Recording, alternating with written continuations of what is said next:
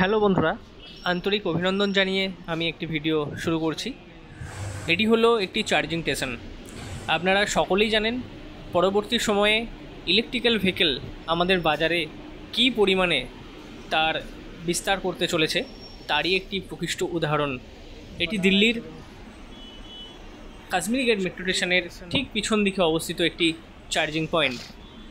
সামনে যে অটোটি দেখছেন এটি কিন্তু ডিজেল বা সিএনজি গ্যাসযুক্ত অটো না, এটি হলো ব্যাটারিযুক্ত অটো।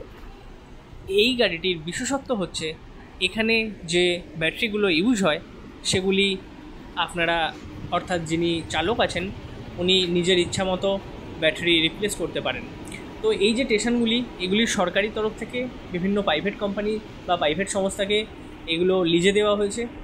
এখানে যে কটা স্লট দেখতে পাচ্ছেন এখানে প্রত্যেকটি ওই কোম্পানির ফিক্সড করা যে সমস্ত ব্যাটারি হয় সেই ব্যাটারিগুলোই এখানে আপনারা চার্জ করতে পারবেন। তো দেখুন চালক ভাই তার পেছন দিকের যে ব্যাটারি স্টোরেজ যেখানটা থাকে সেটি ওপেন করছেন এবং প্রত্যেকটি ব্যাটারি এখান থেকে রিপ্লেস করবেন। অর্থাৎ স্টকে যে ব্যাটারি আছে এই ব্যাটারি রিপ্লেস করে ব্যাটারি চার্জারের মধ্যে উনি পোস্ট করে দেবেন এবং সেখানে চার্জযুক্ত যে সমস্ত ব্যাটারি আছে সেগুলি আবার নিয়ে এসে ওনার গাড়ির মধ্যে ফিট করবেন। তো এই পদ্ধতির জন্য চালক ভাই যেটা বললেন ওনাকে এখানে একটি নাম্বার আছে, সেই নাম্বারে বা বারকোড আছে, সেই কোডের মাধ্যমে এই চার্জিং পয়েন্টের সাথে যুক্ত হতে হয় এবং তার মোবাইলে একটি অ্যাপস আছে, সেই অ্যাপসের দ্বারা তিনি দিল্লির যে অঞ্চলেই থাকুক না কেন তিনি পেট্রোল পাম্পের মতো এই চার্জিং স্টেশনগুলো কাছাকাছি লোকেটেড চার্জিং স্টেশনগুলো তিনি দেখতে পান এবং সেই মতোই সময় মতো তিনি এসে এই ব্যাটারিগুলিতে চার্জ করেন। তো এখানে ব্যাটারি এই যে ব্যাটারিগুলো এগুলো রিমুভেবল ব্যাটারি বলে। এই ব্যাটারিগুলো যে সিস্টেম তার ফলে বেশিক্ষণ ধরে কিন্তু চার্জের জন্য আপনাকে অপেক্ষা করতে হয় না। যেমন আমাদের গ্রামেগঞ্জের দিকে যে ই রিক্সাগুলি চলে সেগুলি 8 ঘন্টা 10 ঘন্টা ধরে চার্জ করতে হয় বাড়িতে এক জায়গায় দাঁড় করিয়ে রেখে। তো এই অটোগুলো বা এই ধরনের ই ভেহিকেলগুলোর সুবিধা হলো আপনি 2 থেকে 3 মিনিটের মধ্যে আপনার টোটাল সেটআপ রিচার্জ করতে পারবেন।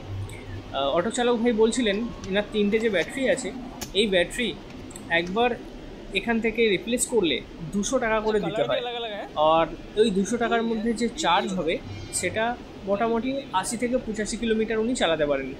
তো এনার সময়টাও বেঁচে যায় এবং সারাদিন ধরে উনি ব্যাটারি এইভাবে চার্জ এবং ডিসচার্জ যে প্রসেস আছে এই মেশিনের মাধ্যমে করে থাকেন। তো উনি বলছিলেন যে ওনার টাইমটা অনেকটা বাঁচে। তো দেখতেই পাচ্ছেন এখানে বিভিন্ন রকমের ফাংশান আছে, আমি সবটা ভিডিওর মাধ্যমে আপনাকে দেখাতে পারিনি কারণ এখানে ভিডিও করাটা অ্যালাউ ছিল না, তবুও আমি পারমিশন নিয়ে করেছিলাম। দেখুন এখানে চার্জ এবং চার্জের প্রসেসিং যে সিস্টেম আছে সেটা হচ্ছে এবং ওই অটো চালক ভাই উনি যে পেমেন্ট করে রেখেছেন অ্যাডভান্স পেমেন্ট, তো সেখান থেকে 506 টাকা এখনও ওনার ওটা মানে এখনও জমা আছে।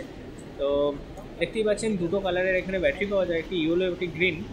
তো সময় মাফিক এগুলি ধীরে ধীরে ধীরে ধীরে চেঞ্জ করেন। এবার যারা ই রিক্সা কেনেন তাদের যেটা প্রবলেম হয় 3 বছরের ওয়ারেন্টি থাকে ব্যাটারিতে, স্টক ব্যাটারি বলে যেগুলোকে, আর এগুলি হলো রিচার্জেবল এবং মুভেবল বা অ্যাসেম্বল ব্যাটারি বলতে পারেন। তো এগুলো সবই কিন্তু লিথিয়াম সেলের ব্যাটারি। তো কিছু সুবিধা অসুবিধা দুটোই আছে। যেমন আমরা দিনের পর দিন যখন আমাদের ব্যাটারি স্টক ব্যাটারি বাইকের ব্যাটারি যখন স্টক ব্যাটারি আস্তে আস্তে ডাউন হয় তখন শেষের দিকে গিয়ে কিন্তু খুব একটা বেশি চার্জ থাকে না, কিন্তু এই কোম্পানির যে সিস্টেম এই সিস্টেমটা কিন্তু খুবই ভালো। এখন দিল্লিতে আজকের খবর অনুযায়ী আমি সংবাদ মাধ্যমে দেখলাম নেক্সট ইয়ার 2025-এর আগস্ট মাসের মধ্যে, এই বছরই আগস্ট মাসের মধ্যে দিল্লিতে নতুন করে যে সমস্ত ইঞ্জিনের বাইক বা 3 চাকা যানগুলি চলে এবং 4 হুইলার চলে সেগুলোর কিন্তু নতুন করে আর কোনো রেজিস্ট্রেশন করবে না। বিজেপি সরকার কিন্তু ঘোষণা করে দিয়েছেন বা এরকম ওনারা একটা সিট গঠন করছেন যেখানে সব কিন্তু ইলেকট্রিক্যাল ভেহিকেলই কনভার্ট হবে। তো আপনারা দেখুন কীভাবে এটা আবার ফিটিংস করে নিচ্ছেন দাদা ভাই। তো এটা খুবই সুন্দর একটা জিনিসটা দেখলাম, খুবই ব্যাপারটা ভালো। এটা আপনারা জাপান চায়না ওই সাইডে দেখে থাকতে পারেন স্কুটিতে বা 3 চাকা গাড়িতে। যাই হোক এই সিস্টেমটা যারা নিয়ে বিজনেস করতে চান তারা যোগাযোগ রাখুন। এই সিস্টেমে বা পাওয়ার স্টেশনের মাধ্যমে কিন্তু আপনারা ইনকাম করতে পারবেন, আর রিপেয়ারিংয়ের তো আছেই। তো অসংখ্য ধন্যবাদ সবাইকে। আমাদের গন্তব্যে এখন ফেরার পালা। ধন্যবাদ।